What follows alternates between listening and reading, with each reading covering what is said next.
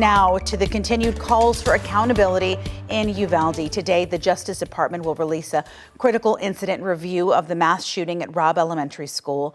The mourning process for 19 children and 2 teachers continues today, more than a year later. The report findings hone in on the police response at the school that day ahead of the public release. Victims' families were first to learn what was in the report yesterday. And the report, by the way, is scheduled to be published at 12:30 this afternoon. And Eric Pointer joins us once again here.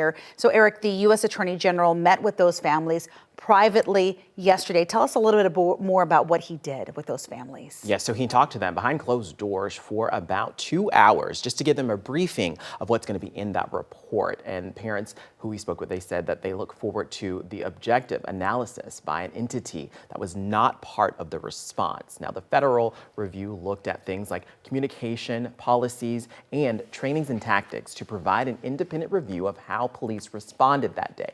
It included more than 200 interviews and looked at 13,000 pieces of evidence. Parents say that the briefing they got did not reveal too many specifics, and some information that they did get, they weren't allowed to discuss it before the report is published. Now, our news partners spoke with Alfred Garza III. He lost his daughter that day in Robb Elementary, and he hopes this report will bring change and accountability moving forward.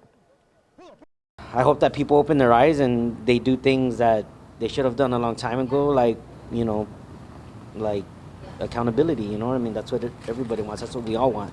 We want people to be held accountable for what they didn't do that day, you know?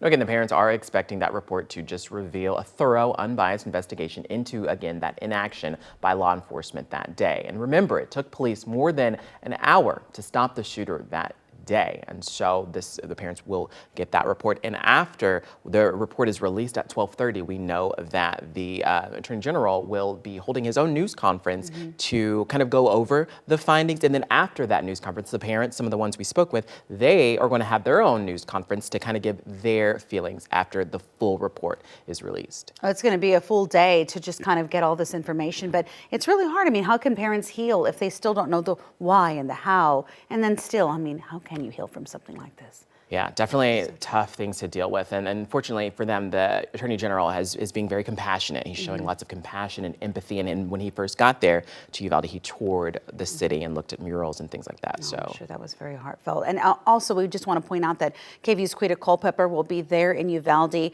and she will have updates throughout the evening, starting on the news at 5 o'clock, and she'll have updates on what she learns out there in Uvalde. Thanks so much.